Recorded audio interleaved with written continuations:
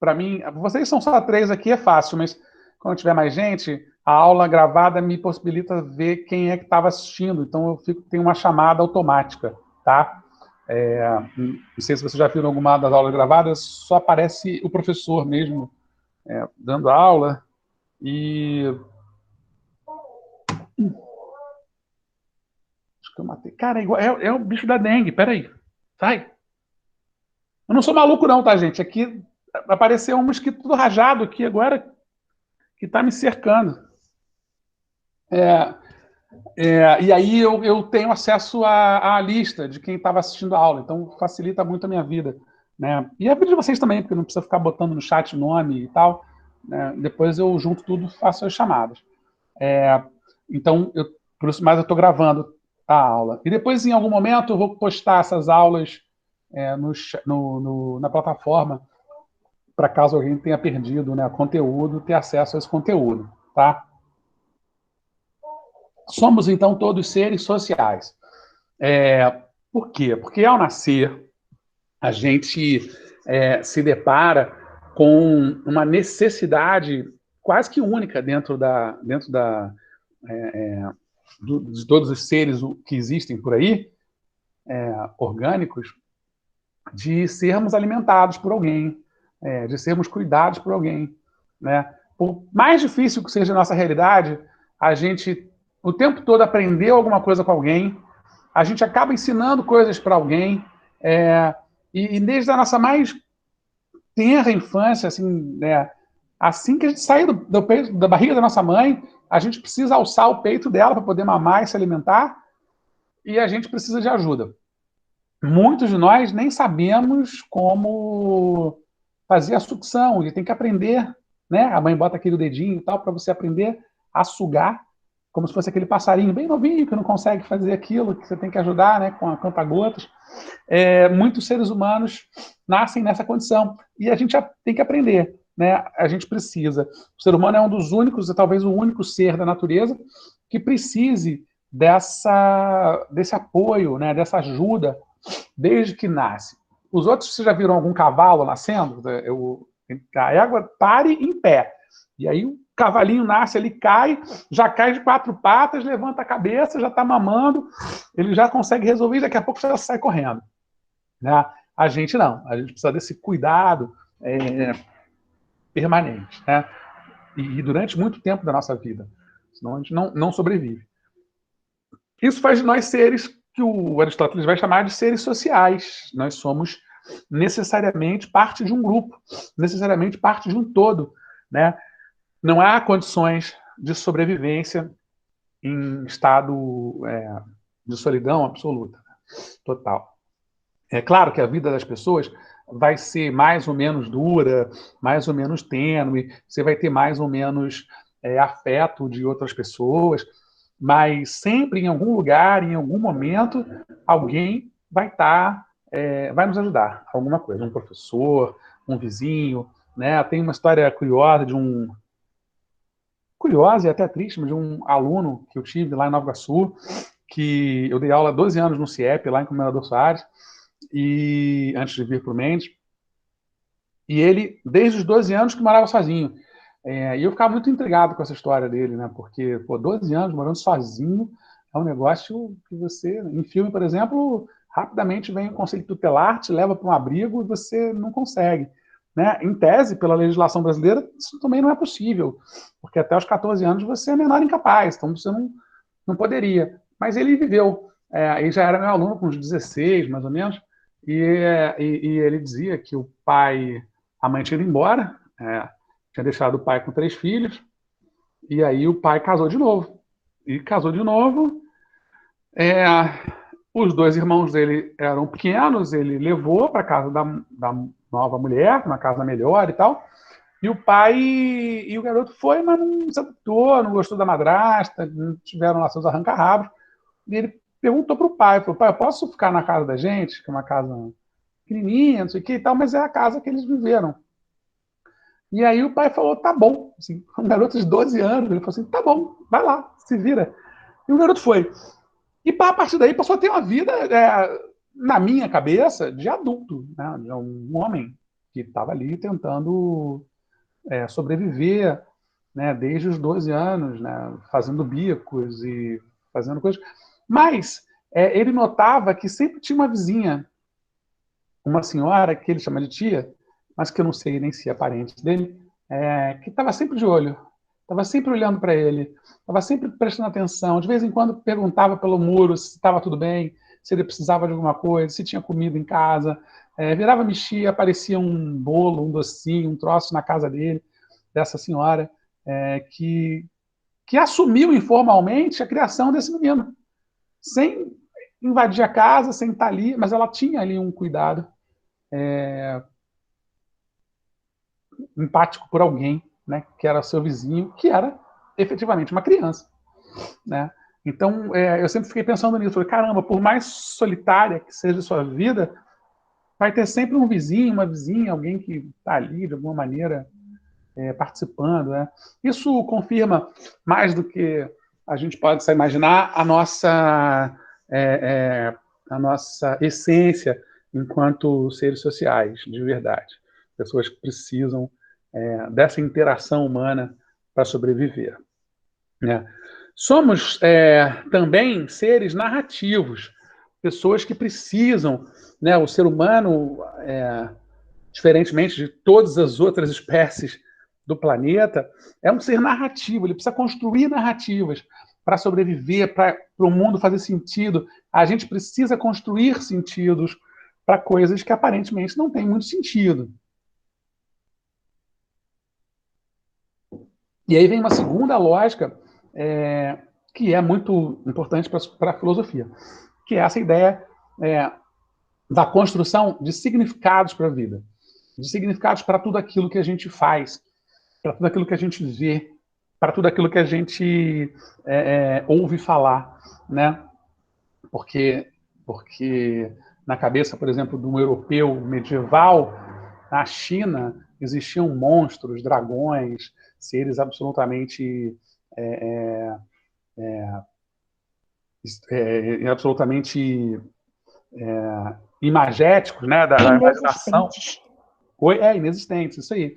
Inexistentes, mas que eram da ordem de um mundo ficcional, né, de um mundo místico, né, mítico, mitológico, que se você perguntasse para um europeu daquela época, era verdade, aquilo era real, né? Tem uma historinha que fala dos chineses, que os chineses resistiram muito a invadir o Japão, a entrar ali em território japonês, né? Porque eles viam muito de longe o monte, ai caramba, esqueci o nome da montanha lá, Monte, né? Enfim, tem uma montanha que, inclusive, é parte do símbolo assim, mais conhecido do Japão, uma montanha, né, com neve em volta, e virava e mexia, entrava em erupção.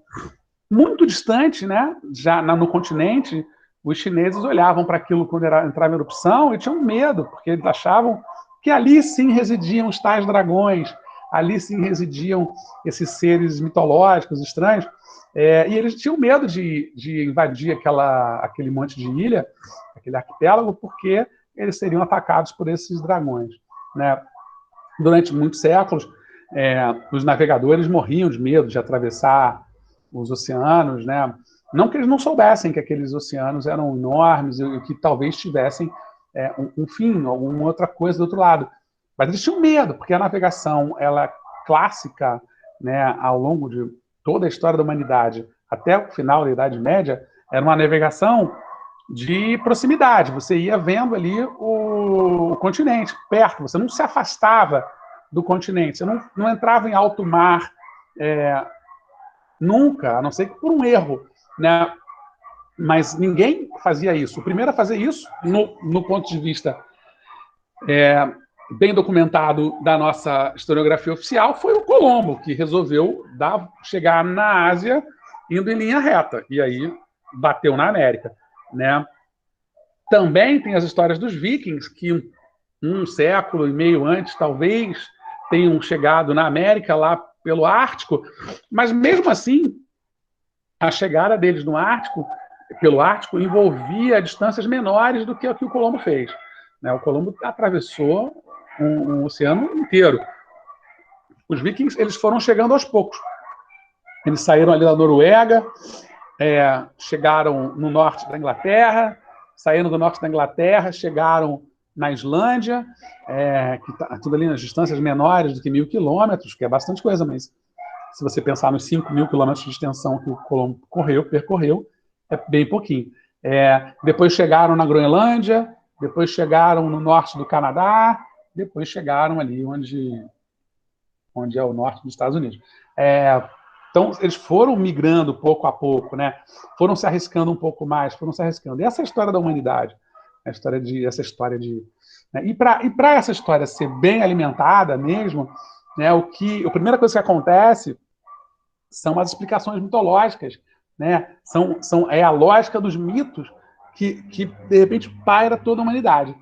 Né? Então, assim, as primeiras explicações, as primeiras definições que a gente vai ter, as primeiras grandes verdades, e a busca da verdade é uma grande questão filosófica, né? Vão acontecer com os mitos. Né? E esses mitos absolutamente incríveis, hoje que a gente adora ver em filme, adora ver em série, adora ler em revista em quadrinho, esses mitos, eles são a primeira explicação que nós temos para o simples fato de estarmos aqui, vivos, né? Para tudo aquilo que envolve do nascimento à nossa morte, tudo que acontece. Né? Então, você vai ter civilizações como a hindu, por exemplo, que tem milhões de divindades, é um caos absolutamente enorme de divindades que gera, inclusive, hoje em dia, muitos problemas, até do ponto de vista político, econômico, administrativo, para as cidades grandes da Índia, porque os caras não podem mexer com a vaca, não podem mexer com o macaco, não podem mexer... Outro dia eu vi aliás, vale a pena ver, viu? Um filme chamado Tigre Branco. É bem bacana, tem na Netflix e mostra muito esse contraste aí entre uma Índia que acredita nesses deuses e uma Índia rica e tal, que usa essa crença da população mais pobre para poder fazer gato-sapato dessa galera. Né? Então, assim, como a mitologia acaba sendo extremamente importante... deixa eu abrir aqui, então, vou abrir o PowerPoint para a gente começar a ver esse mundo mitológico. Vou começar a nossa aventura aqui na filosofia justamente pela mitologia, tá? Se tiverem dúvidas, questões sobre mitologia e tal, um ser mitológico específico que vocês achem muito legal, vocês me falem e eu vou tentar pesquisar e tal. Eu sou um estudioso de mitologia, mas não conheço toda a mitologia, é muita coisa, tá? A gente acaba ficando muito mais próximo da mitologia grega, por um motivo muito simples. As pessoas têm, às vezes, a tendência a falar que é coisa de europeu, branco, sei lá, mas não é isso.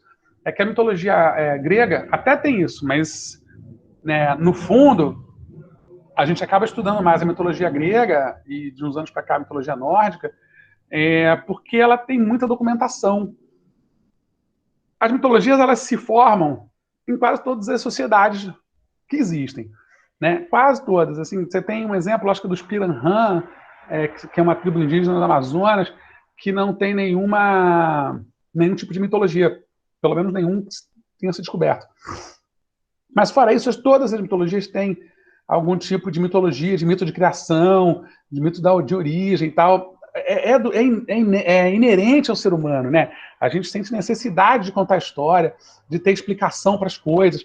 Quantas vezes vocês não se depararam com dúvidas porque justamente vocês precisam de explicações? Meus filhos estão pequenos, eles têm 10 vão fazer 11 anos esse ano, mas eles toda hora me perguntam coisas. Tem hora que eu não sei o que explicar mais, o que falar, porque você explica e tem outro porquê, você explica e tem outro porquê, você explica e tem outro porquê. Isso é nosso, isso é uma característica minha, da Luciana, da Rayane, da Camille, de todos nós. A gente quer saber o porquê das coisas. Quando a gente desiste de querer saber o porquê das coisas, das duas, uma. Ou a vida perdeu a graça, ou a gente virou adulto. E aí a vida perdeu a graça. Se a gente virou adulto e continua vendo graça na vida, a gente vai continuar tendo dúvidas o tempo todo, porque elas são um motivo, né, de empurrar a gente para frente. Não é só querer ganhar bem ou querer... É querer conhecer, é querer saber mais.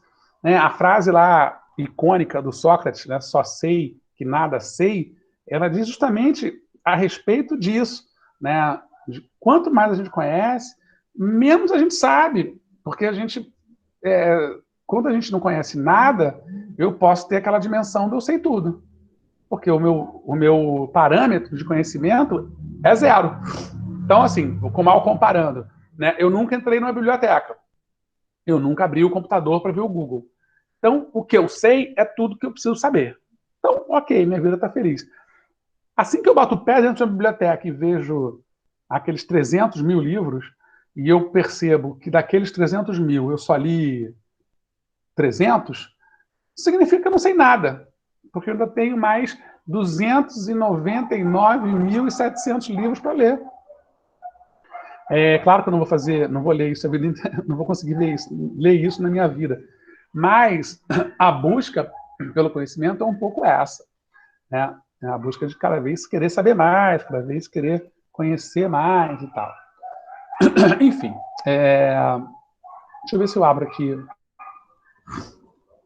um PowerPointzinho para a gente ver. E a gente vai lendo juntos esse texto.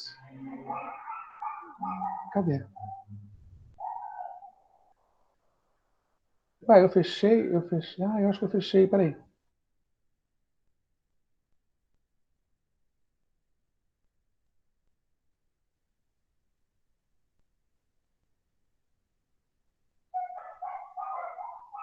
Ué, ele fechou sozinho ou eu fechei sem querer? Peraí. Vocês estão ouvindo o cachorro? Tem um cachorro que resolveu latir aqui perto. Sim. Tá me incomodando. Ô, professor, mas eu não entendi qual é a relação do que você estava falando, de seres sociáveis, aí do nada você falou dos seres mitológicos lá. Então, não, é porque eu estava falando que nós somos seres sociais, essencialmente somos seres sociais. Aqui eu juntei duas coisas numa só, que eu tentei juntar aula. Mas nós também somos seres narrativos. É disso que eu estou falando. Essa que foi a passagem, entendeu? Nós somos seres sociais e somos seres narrativos. Então, da mesma maneira que nós precisamos dos outros o tempo todo para a nossa vida, nós precisamos também contar histórias, dar sentido para as coisas. E é nessa de dar sentido para as coisas é que nós fomos achar a mitologia como uma primeira explicação que desse significado às nossas vidas, né? É isso, entendeu? Então, aqui, isso aqui é uma cerâmica, né, que mostra o Poseidon, né, esses três negocinhos aqui, e o nosso grande Zeus, cercado de outros semideuses, eu não vou saber identificar quem é quem.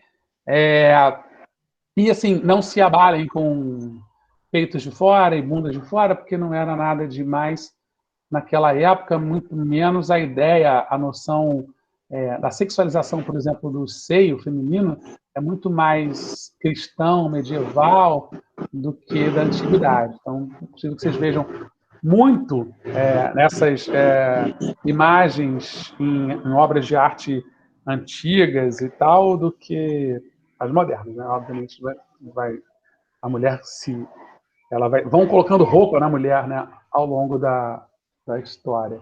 Tá? Com raras exceções, a exemplo da tribo amazônica dos Piranhã, recém-descoberta, toda a cultura humana desenvolveu uma mitologia própria para explicar suas origens e conseguir entender os fenômenos observados no mundo natural.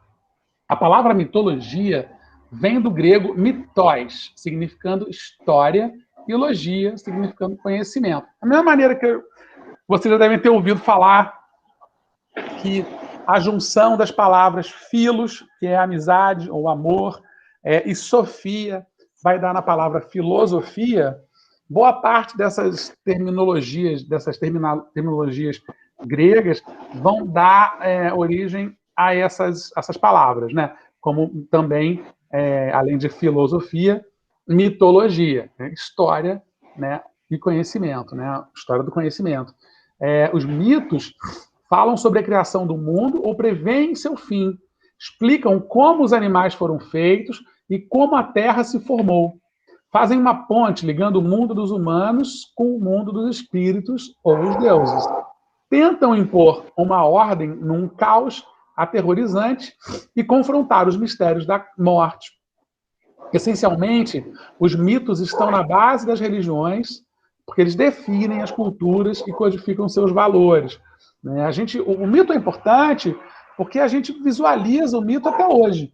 O mito faz parte da nossa vida. Né? A gente tem ainda religiões muito pautadas. Perdão. Só um minutinho. Saúde. Obrigado. Eu acho que vou espirrar de novo. Muito pautadas na mitologia, né, como os hindus, por exemplo, como o candomblé, por exemplo, né, os orixás, são seres mitológicos, muito fortes, muito poderosos. Assim como são os deuses hindus, né? Então, há ainda muito presente na sociedade contemporânea. Mas eles também estão presentes na nossa vida cotidiana, assim. A gente dá características mitológicas para um monte de gente, para seres pessoas que a gente admira muito, para gênios, né, da intelectualidade ou do esporte. O esporte, então, é pródigo nisso. A gente tem um monte de deuses, né? O rei do futebol, o deus da raça, o deus não sei das quantas, né? E na ficção, que acho que está mais evidente, a gente tem muito a figura dos deuses, né? O Thor, né? Nos super-heróis e tal. Eles todos são meio que figuras divinizadas, né? Que têm superpoderes, que vão além da nossa capacidade. Ou mesmo esses caras que são teóricos teóricos dos grandes dos extraterrestres e tal. Esqueci como teóricos da... Enfim, que acreditam, né, que a gente é parte de um grupo nós somos híbridos de seres extraterrestres mais avançados e tal, também são, de certa maneira, defensores de um universo meio mitológico, assim, né, que acredita a seres extraterrenos, né, sobre-humanos, portanto, a capacidade de nos fornecer tecnologia, como se nós, na nossa própria evolução, não fôssemos capazes de desenvolver tecnologias como o fogo ou alguns primeiros artefatos que possibilitaram que a gente fosse se desenvolvendo, né? Que essa passagem necessariamente não seria dada por algum tipo de tecnologia ou de ser mais avançado que nós, que em certa medida é mais ou menos pensar, por exemplo, que um Deus desses nos desse a possibilidade de sermos seres humanos, como nós somos, né? Então, nesse sentido, acho que esses caras dos teóricos dos antigos astronautas, eles também dão para essas figuras, essa imagem dos antigos astronautas, uma característica de deuses, né? De seres mitológicos. Para quem não conhece, a história dos antigos astronautas é a seguinte: tem um cara nos anos 60 que escreveu um livro chamado Eram os Deuses Astronautas.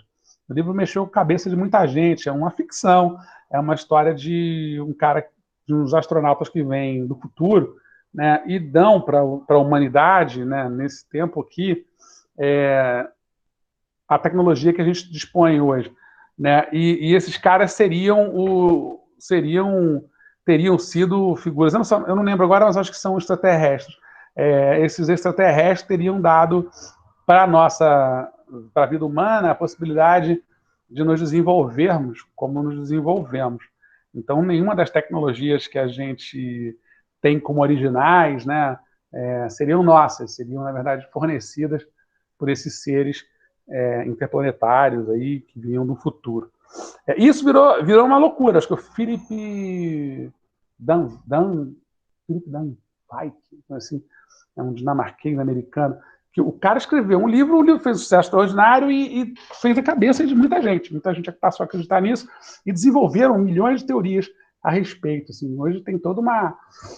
se vocês tiverem TV a cabo ou no YouTube, dá para ver, o History Channel é cheio, tem alienígenas do passado, alienígenas não sei o que lá o tempo todo.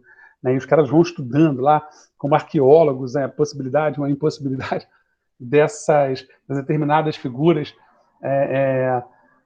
que são antropomórficas, são figuras que têm uma parte humana, mas que têm a forma de bicho, que têm uma forma humana, que estão nas pinturas, nas esculturas dos antigos, né, dos egípcios, dos sumérios, de civilizações babilônicas. Eles acreditam que esses desenhos seriam representações fiéis de pessoas que teriam vindo do espaço para isso. Enfim, eu acho muita ficção, mas acho que também tem uma presença muito forte dessa história dos mitos, da mitologia na vida dessas pessoas que estão vivendo aqui junto com a gente nesse momento, né? Então, a palavra mitologia, voltando, vem do grego mitos, significando história, e logia, conhecimento. Os mitos falam sobre a criação do mundo ou preveem seu fim. Explicam como os animais foram feitos e como a Terra se formou. Fazem uma ponte ligando o mundo dos humanos com o mundo dos espíritos ou deuses. Tentam impor uma ordem num caos aterrorizante e confrontar os mistérios da morte. Essencialmente, os mitos estão na base das religiões. Eles definem as culturas e codificam seus valores. As mitologias do mundo antigo ocupam grande parte desse livro. Paciência. Na antiga Mesopotâmia, no cadinho da civilização do 4º milênio antes de Cristo, 4.000 anos, gente, antes de Cristo, é muito tempo. Quando a humanidade começou a aprender a viver em cidades, os sumérios desenvolveram o primeiro panteão de divindades de que se tem registro. Ele ficou preservado em estátuas, entalhes e textos antigos, como a epopeia de Gilgamesh, em que o herói, de mesmo nome, está à procura da imortalidade. Esse tipo de busca se repetiu em mitos pelo mundo afora. As civilizações mesopotâmicas subsequentes aperfeiçoaram, rebaixaram ou descartaram os deuses sumérios e os mitos a eles associados. A poderosa deusa Inanna, por exemplo, tornou-se Ishtar no panteão babilônico e mais tarde a deusa fenícia Astarte. Como em outras civilizações, a antiga Mesopotâmia foi moldada por narrativas usadas para explicar o cosmos. Tá? A mitologia é isso, são narrativas usadas para explicar o cosmos, para explicar tudo, né, que está ao nosso redor.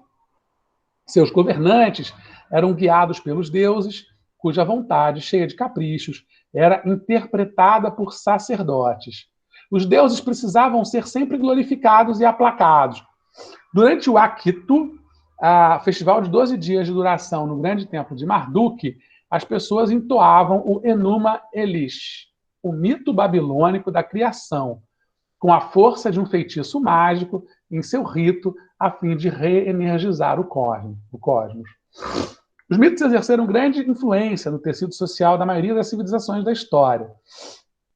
A rica e complexa mitologia do Antigo Egito, e aí, gente, sim, o mito vai ser importante justamente por isso, porque ele exerce influência no tecido social, ele define a forma com que a sociedade se organiza. Lá na Grécia, vai ser importante para entender o próprio conceito de cidadania, né, a partir justamente da mitologia. Tá?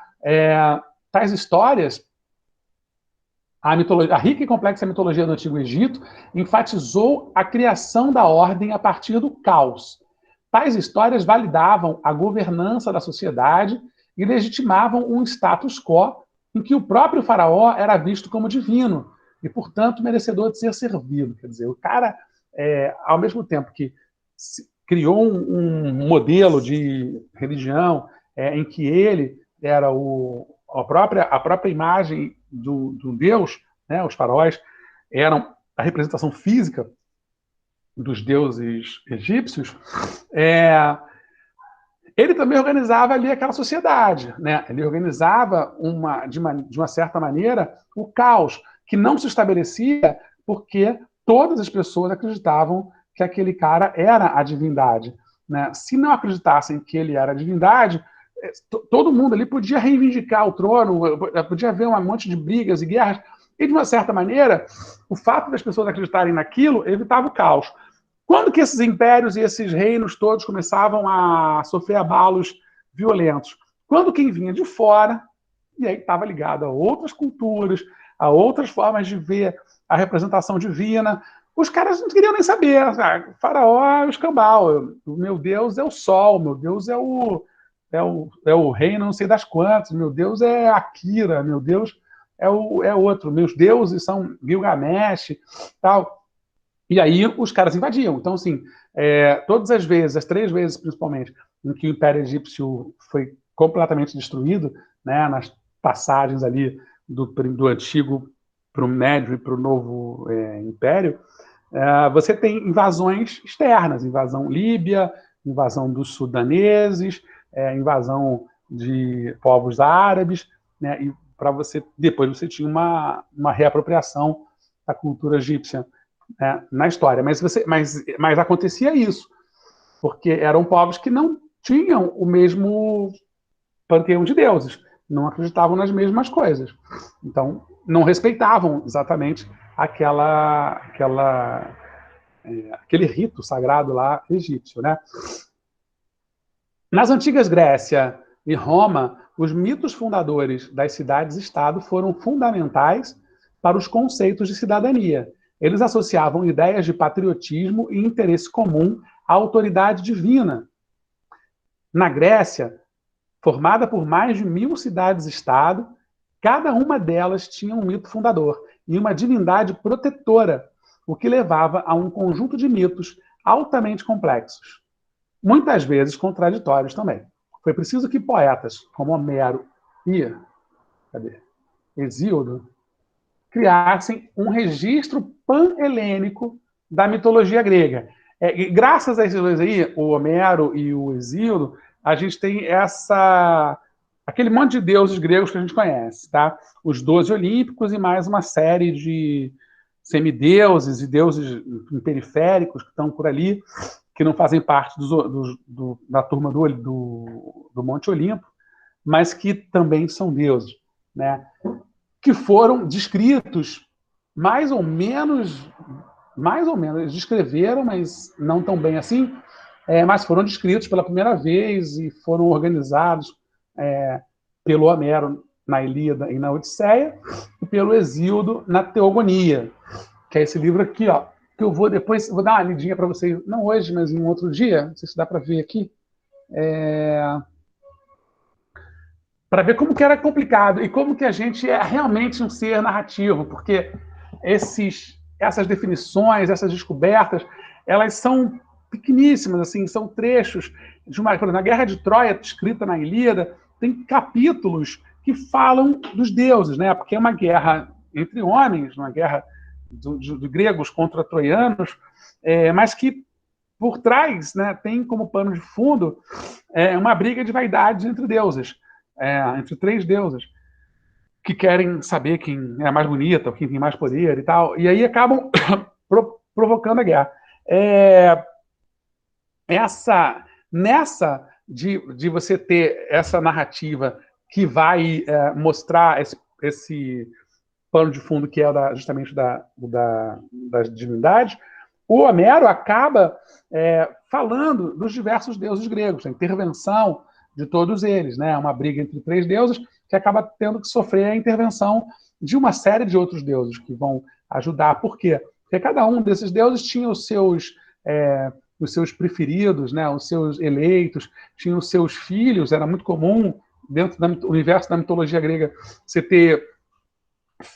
ter deuses que tinham filhos com humanas, né? O mais famoso e tal é o Hércules, filho de Zeus com Alcmena, mas o próprio Hércules tem 7 ou 8 filhos, com 7 ou 8 humanas diferentes, mas você tem outros deuses que também têm isso, e então cada um desses deuses acabam adotando, tomando essa perspectiva de ser um herói, né, da Guerra de Troia, ou de outras guerras, ou um semideus, né, como Aquiles, como Thor, como uma série de outros. E essas figuras acabam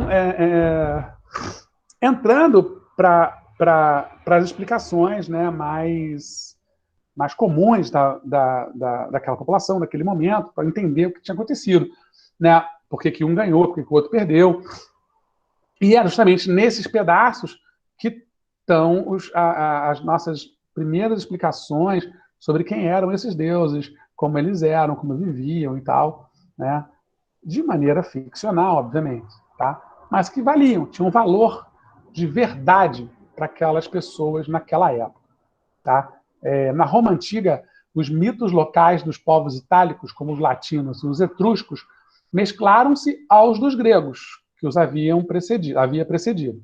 O poeta Virgílio compôs um mito fundador para Roma, né, a Eneida, conscientemente modelado segundo os épicos de Homero. É um plágiozão assim, da Odisseia, é uma aventura. O Enéas é um herói troiano, né, ou seja, do pessoal que perdeu, que faz uma fuga espetacular aos moldes da volta do Ulisses para casa na Odisseia.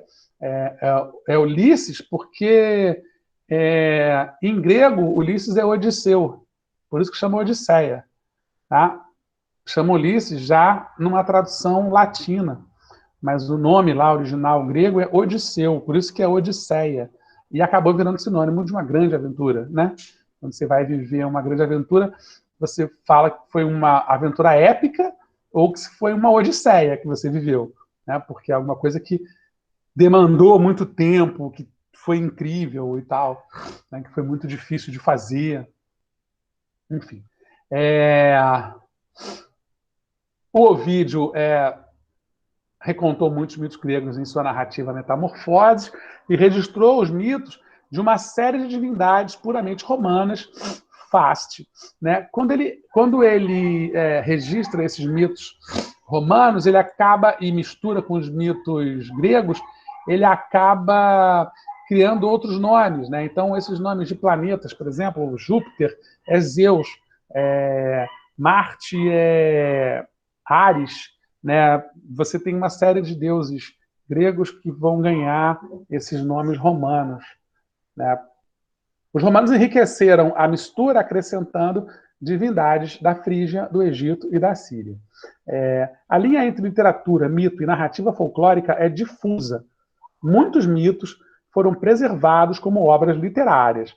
As populares histórias do rei Arthur, por exemplo, têm raízes no mito céltico, dos celtas, enquanto o Ramayana e o Mahabharata, que fazem parte da mitologia hindu, são obras-primas consagradas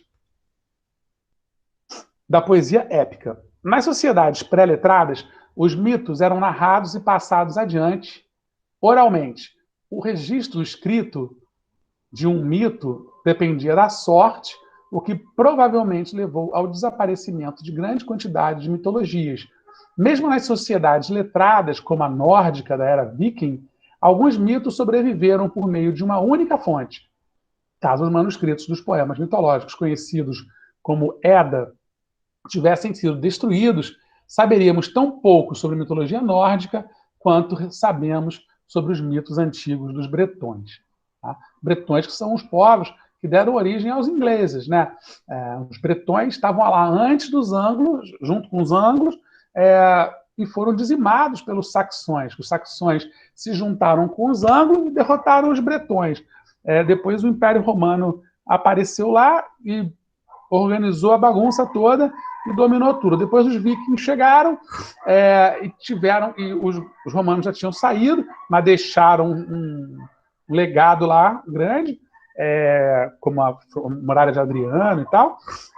E aí os vikings vieram e construíram, junto com os saxões, uma nova civilização, uma invasão grande. Mas aquelas figuras originais que estavam ali naquelas tribos inglesas, os anglos e os bretões, foram basicamente dizimados, né?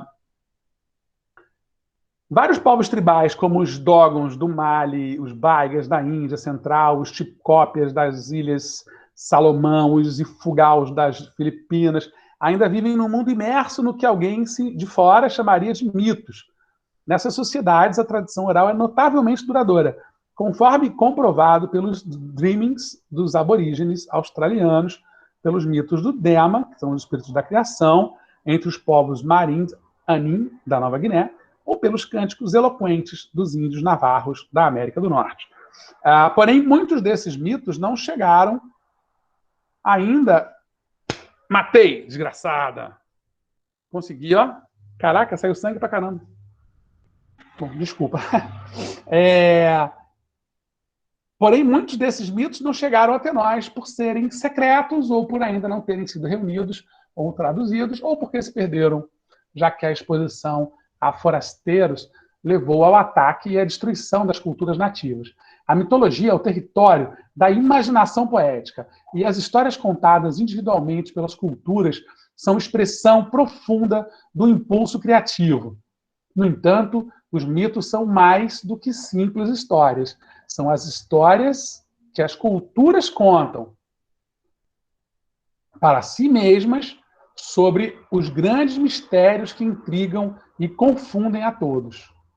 Questões relativas ao nascimento e à morte e a tudo o que se passa entre esses dois eventos. Até hoje, os mitos continuam como baluartes da tradição e como guia moral e espiritual de povos pelo mundo afora. Segundo lá o escritor que é autor das Crônicas de Nárnia, vocês devem conhecer, o mito recolhe tudo o que se conhece. Ele restaura o rico significado encoberto pelo véu da familiaridade. O mito transforma em algo familiar tudo aquilo que talvez fosse muito complexo, muito complicado de ser entendido, né? O mito torna algo muito próximo. É muito mais fácil entender que o Deus tal quis que acontecesse determinada coisa, ou que fulano de tal conseguiu fazer aquilo e eu não, porque ele é um semideus, do que eu consegui entender a complexidade da vida humana, né? Que é extremamente mais complicado de entender qualquer coisa. Vocês continuam por aí, né? Eu não vejo ninguém aqui quando estou aplicando aqui o nosso compartilhamento. Sim? Então tá bom. Sim, então tá bom. Tá, então aqui, eu adoro essa linha do tempo. Oi, filha. Essa sua tela compartilhada aí era pra gente ver alguma coisa? Porque só dá pra ver a chamada mesmo. Chamada? Como assim? Tipo, ali tá eu. Sabe quando você vê, assim, quem tá na ligação? Jura? Não, caramba, era pra ver. Eu tô lendo o texto aqui com vocês e tô mostrando umas imagens. Peraí, caramba. Não. Não? Ai, Jesus, o que eu fiz errado aqui? Peraí. Caiu. Ué. Ai, droga. Acredito que aconteceu isso. Peraí. Deixa eu ver. Poxa, eu vou voltar aqui. Não, tudo bem. A parte agora que eu li... Foi que a parte de ler era para ler. Eu só ia ler junto com vocês. Mas não tem problema. Tá dando para ver? Tá. Agora tá sim. Pô, gente, devia ter falado, bom, tudo bem. A parte anterior era isso aqui, ó, texto, não tem muito problema. Só tinha essa imagem. É que eu acho que esse desenho aí, essa linha do tempo, era interessante, né? Porque mostra lá, ó, onde provavelmente, quando, né, no tempo, aconteceu a Guerra de Troia, 1200 a.C. Nesse momento aqui, Troia foi destruída pela última vez pela guerra. Arqueologicamente, possibilidade de que tenha havido outras guerras envolvendo Troia e os gregos. E talvez a tal guerra de Troia, que durou 20 anos, não tenha durado 20 anos, tenha durado um tempo muito mais curto, 10 anos. 10 anos tem um tempo muito mais curto, mas tem acontecido diversas guerras nesse meio tempo, né? Mas em 1200, provavelmente, aconteceu a última. E a partir daí, você constrói essa história, né, épica do Homero, né, que vai dar, né, que é a Ilíada e a Odisseia. Mas olha o tempo que passa, gente. Essa questão do tempo, para mim, ela é muito importante. 1200 a.C. só vai ser escrito, colocado num papel, só vai deixar de ser história oral em 800 a.C., 400 anos depois. É tempo pra caramba, né? Tempo pra caramba. E aí sim, o Homero vai escrever, né? O Homero também é um personagem polêmico, a possibilidade de que ele nem tenha existido, que tem uma compilação de vários autores, de vários relatos, juntados numa coisa só, agrupados num texto, que alguém chamou de Homero. Mas imaginar que ele existiu é muito mais legal do que imaginar que, na verdade, ele não tenha existido. 100 anos depois, o Hesíodo, da imagem... A imagem do livro vocês viram, né? Porque eu botei na tela. Sim. Vai escrever a Teogonia, né? Que são as origens e as genealogias de uma vasta gama de divindades gregas. Tá? Depois, os hinos homéricos, já em homenagem ao Homero, mas 200 anos depois, vão ser dedicados ao louvor de 33 deuses, que vão ser mais ou menos os deuses que vão ficar meio canônicos, assim, que todo mundo vai conhecer. Tá? E aí vai, aí a gente chega no Heráclito, né, no livro A Natureza, ele vai discorrer sobre ética, teologia e universo. Esse cara aqui, já um filósofo, né, chamado de pré-socrático, em 500 a.C., ele já vai trazer, à luz da filosofia, uma discussão racional, de fato, sobre todo esse monte de explicações mitológicas de antes. Tá? E a partir daí, você começa a ter, de fato, essa relação. Né? Vem os tragediógrafos gregos, que vão transformar os autores de teatro, né, gregos, que vão transformar essa mitologia em ficção de fato, em peça de teatro. Né? O Ésquilo vai refazer a Orestia, vai fazer a história do Prometeu em outras peças. O Sófocles, logo em seguida, vai fazer a história do Édipo, né? Édipo rei, que é aquele que mata a mãe, não, que mata o pai, casa com a mãe, e aí tem 4 filhos. Vocês já ouviram falar dessa história? Uma história trágica, assim, sem saber, ele faz tudo isso. Vira sinônimo de um complexo para a psicanálise, né, que o Freud vai estudar. Depois, o Eurípides vai falar também do homem, né, da relação entre a racionalidade e o instinto. E aí você chega finalmente nos filósofos da era pós-socrática. Xenofonte, o Platão, né, que é talvez, junto com Aristóteles, os dois mais conhecidos de todos nós. Essa figura, o Platão, a 360 a.C., o cara vai beber em toda essa fonte, quase de 1000 anos, de mitologia, né? Tanto que ele vai usar as lendas, ele vai usar as alegorias, né? As duas mais famosas dele são a da cidade de Atlântida e a alegoria da caverna, para fazer as suas teorias, né? Para propor as suas formas de pensar o mundo. Né? Aí, em 146 antes de Cristo, a Grécia é derrotada, né, numa batalha contra os romanos, e é invadida. E aí se mistura tudo, e os romanos, apesar da admiração profunda pela cultura grega, impõem ali o Império Romano a toda essa... O Império que ainda não era Império, né? O Império vai ser mais para frente. Mas, enfim, aquela cultura romana. Tá? O poeta Hesíodo, da Grécia Antiga, pode muito bem não ser um mito, pois não há evidências de que tenha, de fato, existido. As obras a ele atribuídas, poesias diversas, datadas dos séculos 8 e 7 a.C., podem ter sido apenas convenientemente reunidas. Dentre elas, inclui-se uma miscelânea de poemas, contendo desde breves narrativas até genealogias que registram a ancestralidade heróica de famílias importantes. É inegável sua relevância para o estudo pregresso das tradições e a descoberta de origens. Os poemas genealógicos falam dos primórdios dos humanos, enquanto o foco da Teogonia, a obra mais famosa de Hesíodo, é o nascimento dos deuses, sendo a fonte de muito do que conhecemos sobre os mitos gregos. Hesíodo não era a única autoridade existente Na época, outros pensadores e escritores de orientação mais mística criaram uma tradição alternativa, órfica, construída em torno do mito de Orfeu, trovador e músico. Entretanto, em geral, e por mais de 2000 anos, hoje, né, é a versão dos acontecimentos míticos atribuída a Hesíodo que tem prevalecido. Por que uma versão ganha da outra? Ninguém sabe, é difícil saber. Hoje a gente tem até uma ideia, né, e aí, isso aqui eu vou deixar para a próxima semana, que são as divindades todas.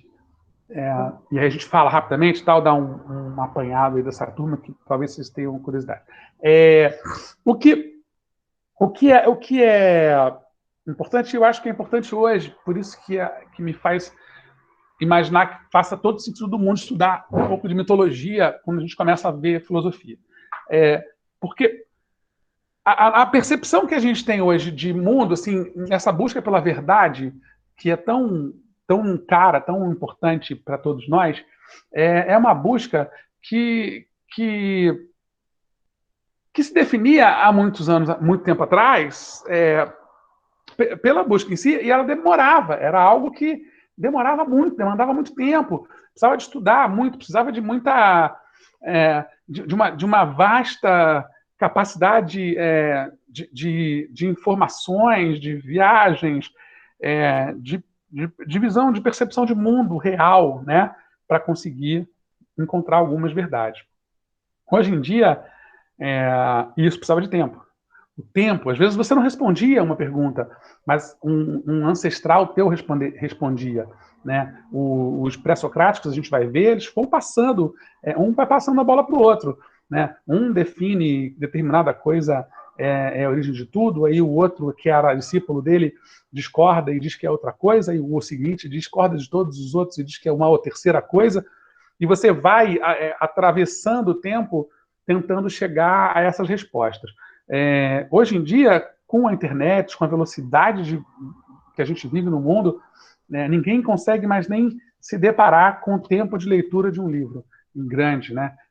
As pessoas têm se informado pelo YouTube direto, né? Ainda que eu também me informe, eu também veja um monte de youtuber que é bacana, que faz resumos muito interessantes, mas se as respostas estão prontas em 10 minutos, você não tem tempo de amadurecer as suas perguntas.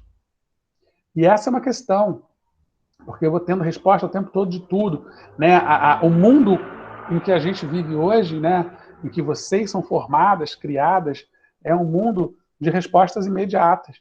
Né? Eu vejo pela agonia dos meus filhos, eles querem resposta. A gente fica ali, não, calma, não é assim, tem que ler, tem que procurar, tem não sei o quê. Mas é muito inerente à sociedade mais atual. A gente faz isso também dando aula. Vira e mexe, a gente está tentando achar uma resposta rápida para poder botar na sala, para poder entrar e encontrar a aula. Né? E não funciona assim. O livro didático é isso. Né? Alguns professores adoram, outros ficam irritados, porque o livro didático ele te dá respostas muito curtas, rápidas e que são suficientes na cabeça de quem produz o livro didático para vocês, alunos. Né? E às vezes não é o suficiente, às vezes não é nem o caminho que a gente está tentando produzir. Às vezes são boas respostas para aquele momento, mas é interessante perceber isso, pensar que a gente está vivendo num mundo em que o tempo está deixando de ser... está deixando de andar junto com a gente, ele está atropelando a gente. O tempo está virando tá ficando tão rápido, o tempo está ficando tão curto para tudo, que vocês não têm essa sensação, não, gente? De que cada vez vocês têm menos tempo para fazer as coisas?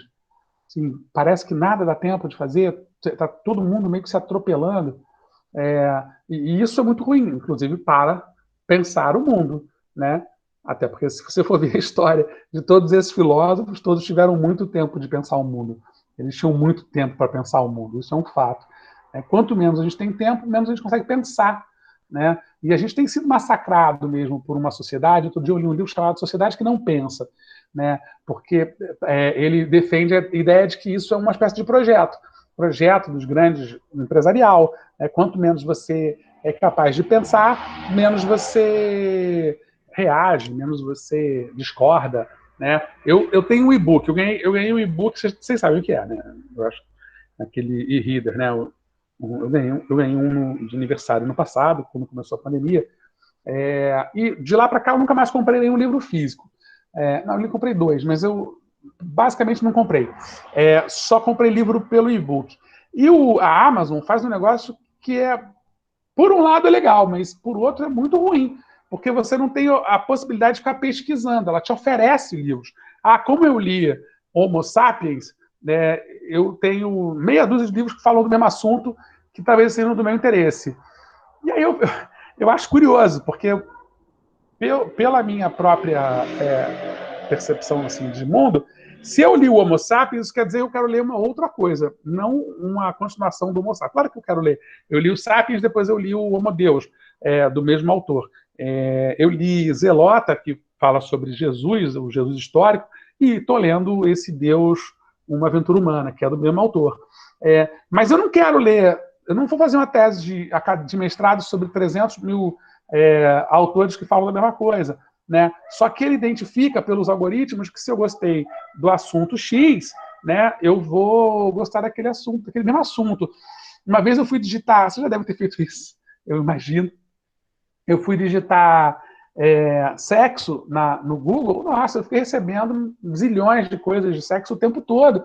YouTube, não sei o quê. Outro dia eu recebi uma Flow Podcast, aquele cara, eles entrevistam todo mundo, mas aparecia para mim o tempo todo uma menina de filme pornô.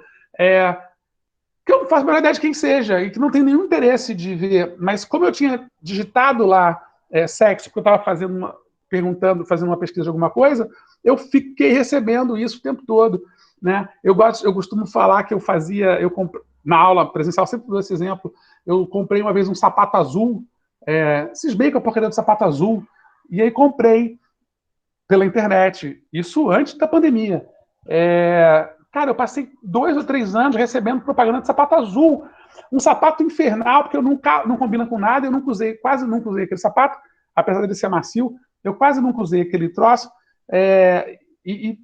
enfim, se eu já tinha um sapato azul, não tinha nenhum motivo para ter outro.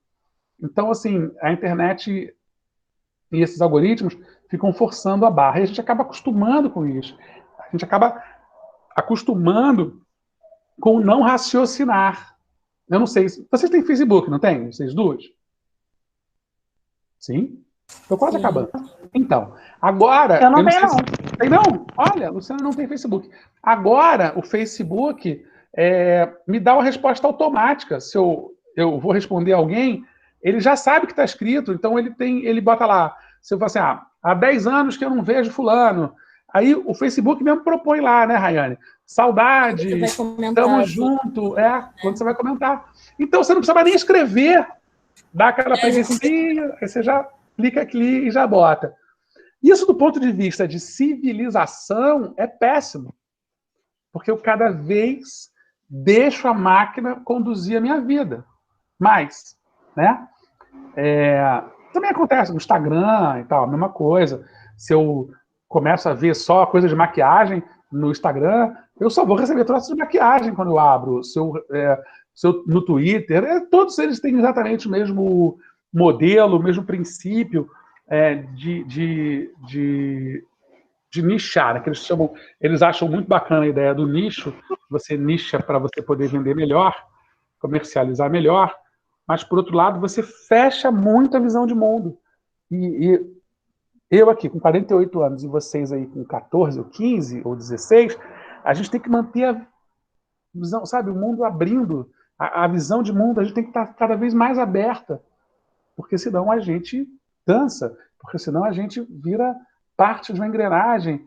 A gente já é parte da engrenagem, mesmo sem querendo ou não querendo, não importa. Mas a gente tem que saber ter consciência e noção de que somos mais do que meras máquinas, né? Meros consumidores de produtos e tal, porque para os algoritmos é isso que nós somos. Tá? Enfim, meninas, caiu uma, né? Ficamos só 2. É isso. Vamos ver se a gente se encontra de novo na quinta-feira que vem. Eu vou torcer para que vocês consigam se comunicar com alguém. Vou ver se eu coloco lá no Classroom algum tipo de... Vou até colocar algum tipo de exercício depois para ver se chama a atenção da galera aqui para entrar na aula. E vai ser mais ou menos isso sempre, tá? De 4 às 5, a gente se vê toda quinta, beleza? Tendo dúvidas, só falar e a gente fala. Tá? Foi muito legal conversar com vocês. Tá bom. Ser quase sempre essa conversa. Se vocês quiserem interferir, interfiram e falem. Eu sou um falador compulsivo, então eu vou falando. Se ninguém me interromper, eu não fico em silêncio. Tá bom? Beijo para todos. Até semana que vem. Até. Tchau. Tchau. Tchau, tchau.